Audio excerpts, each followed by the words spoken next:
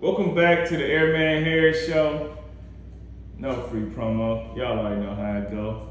I'm not an OKC fan, by the way. I had this hat probably when Katie and Russ was there. I got a lot of hats, and y'all know I keep up with my stuff.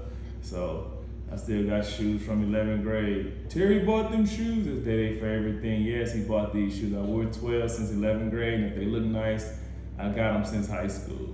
So yes, Terry bought these. But no, mom's always took me a lot of hats. I got 50, 60 hats. So, like Jeff T said, this one was just by the dough. I wore it yesterday. But anyway, I gotta get some tires for the truck. But I want to get on here real quick, get a pod in. Somebody want to pitch in on these tires for this truck, man. Golly, it's like $1,000 for 2 tires. Like what in the Feezy? But man, somebody help a brother out around here, especially with all these kids. Speaking of kids. They want to turn on the air, they got fans on, but they walk around in a blanket. They want to wash clothes, they want to do this. Now, all my little beads they got now, little fresh smelling beads, all them gone. Half the detergent gone. That's why I control the air. I don't want to sound controlling, but I control the air. I do all the washing. My pops do all the washing too. So I do all the washing because it's like, you don't need 12 dryer sheets, y'all. I know black people like their clothes to be whatever. One, you don't even need a dryer sheet, which I found out. I ran out and dried some clothes. They weren't static getting up. You don't even need a dryer sheet. You don't need 12 of them. And you don't have to fill up, using the detergent, you don't have to fill up the cup. That's why they got the lines on them. If you're going past 3, you're using way too much. Just let y'all know. If you're going past the 3, that's already too much. It's so concentrated that you don't need that much. Y'all want to fill up the whole cup. Then if you use the pies, y'all want to throw 2, 3, 4, 5 in there. Just throw 1 in there. I got the extra large. You only need 1. That's too much. That is it. Okay? But I'm done being. I'm done complaining about that, y'all know. But I ain't done about these kids. They was down the street yesterday, y'all, and I thought I had my whistling seat. That sounded pretty loud, right? I was whistling at these kids down the street. Scotty, you know, Scotty. But no, I was whistling at these kids down the street, and they're like they couldn't hear me. Like, where's Big Raymond when you need him? We used to be at the park around. We could be at West Store. Y'all know we live by Long Street and West Store, where Big Raymond, Regina, Reg, and them little Glosses live. He could whistle, Reg. Oh, I gotta go. You can hear that whistle from down the block. Anyway, it was my goal, honestly, learn how to whistle. So Uncle Benny, how do I learn how to whistle? And he like, you're gonna be spitting. This is how you do it, but you're gonna be spitting a lot till you learn. You finally hear that sound, and you learn how to do it. Back to Big Raymond a long time, but he would never tell me. He was like, oh, I found a whistling pill on the train tracks. I'm like, bruh, a whistling pill on the train tracks, though? So that's all he told me. Uncle Benny taught me, so I finally found the sound, but it's like, I can't whistle loud as Big Raymond. Like, you can hear that from a mile away. I kid you not. We'd be inside somebody's house, and he would whistle and like, oh, Reg, maybe your pops. He looking for you. This before cell phones, obviously. He couldn't chirp us, he couldn't text us, he couldn't, cell phone us, so he whistled, whatever, but I gotta get my whistling louder. Y'all heard how loud that was. It was loud to me. But they couldn't hear me down the street. But like I said, enough of me complaining. I've been hearing a lot about, did y'all hear about I know I like to talk about the petty thieves and this and that. So this guy, he bought a lot of Legos, and he bought a Star Wars, one of the expensive ones, and he would package up and return them, but when he returned them, he put a bag of macaroni noodles in there, so he's shaking it. He even sell them on Amazon, I believe. So he's shaking them, and it sounds like it's Legos, but they open it up and it's macaroni noodles. And he went to like $30,000, $40,000, and y'all know how that's gonna turn out. But it's kind of comical to me. Macaroni noodles shaking, it sound like Legos actually, so it's kind of brilliant. But go about 10,000. Don't go like 30. Overdid it. Don't go overboard. Anyway, I've been hearing the B2K Lil Fish is on Cam Newton's show. B2K is better than Pretty Ricky. Like, you can't compare that. Like, B2K was when I was in middle school. All the girls, B2K, Bow Wow, Lil Sammy, Lil Zane, all that. That was B2K. Once I got to high school, grind with me. Y'all know how it go. Like, hey, I know it's kids watching this show, but Pretty Ricky, hey, you finna turn that on in the bedroom. Like, you wasn't turning B2K on in the bedroom. So, two totally different genres of music to me. So, the back and forth just, different type of music. B2K is like, okay, party, club, young girls, teens.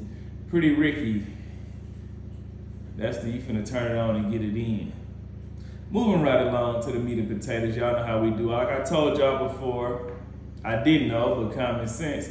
Steve Kerr signed a 2-year extension with the words, I knew Steve Kerr wasn't going nowhere. All them hugs to Day and Steph. You know, oh, this is my last year. Oh, our last game together. No, Steve Kerr didn't leave. He's coming back. More likely Daddy will opt in. They'll either restructure or trade him, you know, before the deadline. But he's definitely gonna opt in. $27.6 million for 1 year at 36 years old. It's a no-brainer. So whether they move him, keep him, restructure, extension, however I would sign him to an extension a couple years just to like spread it out. But we'll see what they do. But I knew Steve Kerr was going to sign back. Speaking of Draymond Green, he was on the roast to Kevin Hart last night. He did pretty good. He bouncing around a lot. I ain't never seen him that nervous in a long time. He was moving a lot, kept trying to button that jacket up, you know, kept fumbling it. I can't get it. I can't get it. Y'all will see it. I don't want to tell it, but I never seen him that nervous before. And he kept letting him know that somebody wrote his jokes. He could have hired me. I could have wrote a couple of them, but nah. But he did pretty good, though. To be serious, I didn't watch the whole thing. It's like dang near 3 hours. I got about halfway through, and it was watching me, you know, about halfway through. So he did pretty good. I love the little roast battles. The Tom Brady's was pretty good that Kevin Hart hosted. Not a roasted Kevin Hart. You know, the people up there did good. The Ross guy, he's always funny. Lizzo did her little party tell she was kind of nervous too. But everybody did good from what I've seen so far. I'm going to watch the rest of it tonight. But y'all go check out the roast of Kevin Hart. He's on Netflix. I ain't promoting for him. He don't pay me neither. So, but that black dude was on there. Speaking of basketball, back again, the lottery. I was at the restaurant. Back to the roast, my bad. I skipped past the roast, y'all. They was talking about how Draymond got his name. And quick backstory. I was watching Lavelle Crawford years ago. He was roasting Draymond's name. Draymond, what kind of, y'all know Lavelle Crawford, he the big dude with the little cone-shaped head. Draymond, what kind of name is it, Draymond? Who named that kid Draymond? And mind you, I'm watching my mom, so I'm just like, should I laugh or should I just be quiet? And she was just like, who would name a kid Draymond? What kind of name is Draymond? But anyway, the Kevin Hart roast, the Neum guy, whatever his name was, I don't even know who that dude was, but he started roasting Draymond's name too. But I don't give too much on it, but y'all go watch it, whatever.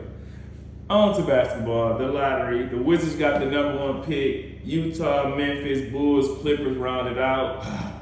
Clippers messed over Indiana Pacers. Shout out to the Pacers. Y'all got screwed over again. Tyrese Halliburton, you might as well sit this one out again. Wait a whole another year. But anyway, Wizards got the #1 pick. We was in a restaurant watching the draft lottery yesterday, and I was hoping my Warriors got.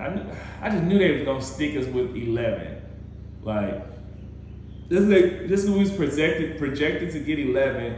They kept us at 11. Like when did they stop? Like for one, AJ Newbanks, Peterson, their parents, Fleming, like all them is at the lottery, and then their parents, their mom is with them at the lottery. Like when did they started doing that? Like they made it to a whole event, which is fine. What I miss is what happened to the ping pong balls and the little like the lottery thing. You know how you see the balls floating around and then shoot out the thing, or even like the bingo. You know how you go to the bingo hall. Showing my age. I never been to bingo hall, by the way.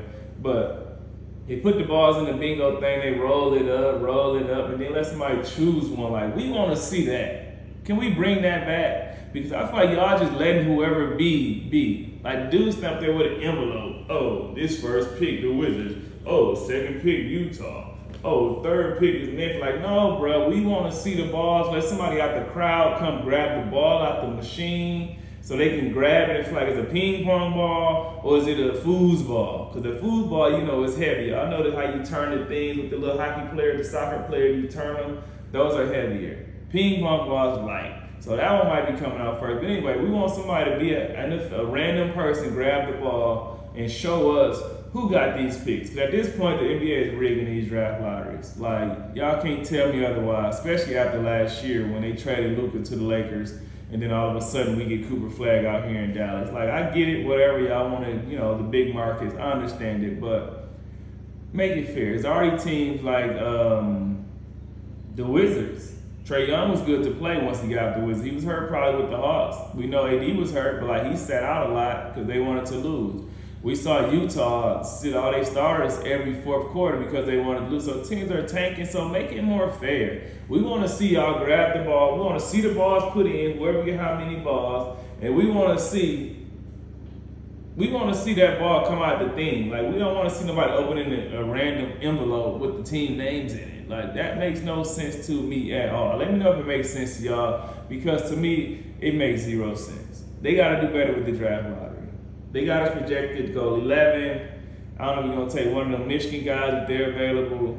I don't know. But I'm interested to see if the Wizards take A.J. Dubasa, though, because Utah got the number 2 pick. As we know, A.J. Dubasa, he went to prep school in Utah. He's not from Utah, but he went to prep school there. Then Brigham Young University, BYU, which is there. Utah got the 2nd pick. And you can see it on his face, like, man, I was supposed to go number 1. Am I going to go number 1 to the Wizards? Or am I just going to go number 2 to Utah? Do the Wizards take Peterson, who they don't need? To me, man, Famo had a conversation about it yesterday. He think they should take Peterson. To me, I don't think they need Peterson. I'm taking A.J. Dubasa. I've been saying A.J. the whole way. I think he's the best player in college basketball. He got the most upside. He reminds me of a little Jason Tatum, Kevin Durant, not as tall-esque type of game. You know, I think it's like the Josh Jackson versus Jason Tatum thing, and like I called that one, I think Dubasa is better. But I don't know, I think Danny Ainge, who is the GM at Utah, I think he finds a way to get A.J. Dubasa and keep him in Utah, where they got to make some moves or hit him up like, hey, don't take my guy, or you know how it go. But I don't know, maybe we'll make some trades in the Dubs. Maybe we'll trade up, trade down. I don't know, I'm interested to see who we draft. Hopefully we draft a big man that's 6'10" or taller, because we don't need no more small guys if we're trying to win now. And we preparing for the future, and y'all do what y'all need to do. But with Kirk coming back, with Steph coming back, Jimmy gonna play half the season, with Dede coming back, our option right now is to win now. So I think we draft a big guy. Boozer, like Famo told me, he was 6'10". To me, he looked like he about 6'7", 6'8" out there. I don't want Boozer. It's a lot of freshmen, it's a lot of guards. You got Dubas, you got Peterson. Wilson is taller, 6'10", from North Carolina, but he's skinny. We don't want him. Keaton Wagler, Flemings, A-Cup, they nice players, but they're all point guards. We could probably use a point, but we got a point forward, so we don't need them. We need one of those Michigan guys, I feel like, whether it's the big 7'3" guy or, what's his name, Lindenberg, however you say his name. We need one of those guys. We need somebody that's going to come in right away and play. I know teams now don't like to draft older guys. Why, I don't know. They prove that to you that they can play. You can't compare everybody to the Adam Morrisons or Jimmer Fredette, or all them guys. You got to compare them to the Draymond Greens, you know, guys who went 4 years. You can't just compare them to all the guys that didn't pan out. You got to compare them to the guys that did pan out. So hopefully we take a big guy. Hopefully we find a decent big guy, or we trade it and, you know, get somebody. We just need a big if we don't sign Porzingis back. Even if we do sign Porzingis back, he don't bang down low. Al Horford does, but Horford like 3, 4, 5 years older than me, so he ain't got much left. But moving right along again, the Knicks sweep the 76ers. I think it's over for the process, y'all. I don't know if you can trade Joel Embiid. Who wants Joel Embiid? I don't think nobody wants Joel Embiid. I'll take that back and retract. I don't think nobody wants to pay Joel Embiid or Paul George that much money, the contracts they're on, because they're always hurt. I think Paul George over the hill. I think his time is, dwindling down. He need to come into a backup role unless they got a great team. And he was getting killed on defense. He can't keep up with them younger guys no more. And he not scoring. Embiid gets tired so fast. He starts selling for jump shots. As of next year, it has to be VJ Edgecombe and Maxey's team. It has to be if they want to keep moving. Sadly, the process is over. You can move those guys. You have to move those guys. You can't. They got to take a back seat to VJ Edgecombe and Maxey, because those are your guys. That's the future, and they get the job done. Maxey didn't have a great game yesterday, and Embiid didn't miss a field goal yesterday, but it was already over before it started. With those starters, with Towns, Bridges, who they got, Hart, Brunson, McBride, they wasn't no match for them boys. Hopefully the Knicks, that's going to be tough to see New York make it that far, I'm going to be honest with y'all, because the Knicks fans are like, man, they like, who the team I was on? Anyway, they one of them annoying teams that when they win, it's like, oh my God. Kind of like the Cowboys is what I should have compared them to. Oh, we're going to be good this year. And when they do win, it's like they just like pushing, rub it in. It's like, y'all not finna win it anyway, so keep pushing. But hopefully the Knicks, get farther than they did. Hopefully they get to the finals, I should say. Like I said, if they win, we ain't gonna hear the end of it. We're gonna hear about it for the next 20 years from Stephen A. and everybody else who are Knicks fans. But the process is over. They can't keep trusting the process. Speed kills, and you gotta start putting your money on Maxey. The last game of the night, the Wolves beat the Spurs. I watched most of that game. Wemby got ejected. I knew it was gonna happen once I saw it happen live, and I saw the replay. He looked at Nas Reed and just clearly bowled him in the face in the second quarter. I feel like that cost them that game. With no Wemby, it bailed the Wolves out. Ant-Man had a great fourth quarter, but you can still tell that he's like 70, maybe 80%. He's not really Ant-Man. He coming down the middle. Normally he yamming them, but he's not really himself. He out there playing on one leg. You can tell in the game he's hobbled up. He was, not really coming to the ball. He had a great fourth quarter, don't get me wrong, but a lot of times he wasn't coming to the ball, and I feel like he should have been coming to the ball. Minnesota, they pressing Minnesota, trying to come back. Minnesota's catching the ball in the corner. Everybody know you don't catch the ball in the corner. That's where you're going to be trapped at. Then if you do catch the ball, nobody's going middle. Go to the middle of the court. They trapping Ant. They double teaming Ant as soon as he get it past half court. Nobody's coming middle. Come middle. Now 2 players back there. Your man is back there. Now you got a 4-on-3 if somebody goes middle. You either drive or you penetrate and kick. Nobody watched the Warriors these past 10 years what Draymond does. Somebody come up. He dish it. They don't come up. Easy lay. Y'all athletic. McDaniel, somebody come to the middle of the court. And nobody come up, yam that thing. You 6'10". If somebody come up, you got Nas Reed. You got Ayo, whatever his name, from Illinois. You got him over there. I feel like they should have brought Conley back in at the end of the game. Granted, I know they was trying to keep Ayo and all them guys in, but you got to bring Conley. You got to bring a high IQ player in that's going to get the ball up the court, who played in college and understands traps and know how to get the ball up the floor. They almost lost that game because they couldn't get the ball to the floor. And Ant just got, he's tired, he's hurt, so he only could do so much. But when women out, you got to take advantage of that, which they did because they won. But they almost lost it at the end. Fox having 24. I just don't think Fox should be their leading scorer, but he was. Fox was getting down. Castle had 20. Vassell had 14. Harper was actually leading scorer, Harper with 24 off the bench. I'm waiting to see what they do with Harper and Fox, because you can't keep Harper coming off the bench. He shows that he should be a starter even at this rookie age, year, whatever. Is it rookie year? I don't know. First, second year, whatever. I think he's a rookie. But anyways, you got to get Harper, he's got to be a starter. Somebody's got to move on the Spurs. I just can't see them next year bringing Carter and Harper back off the bench.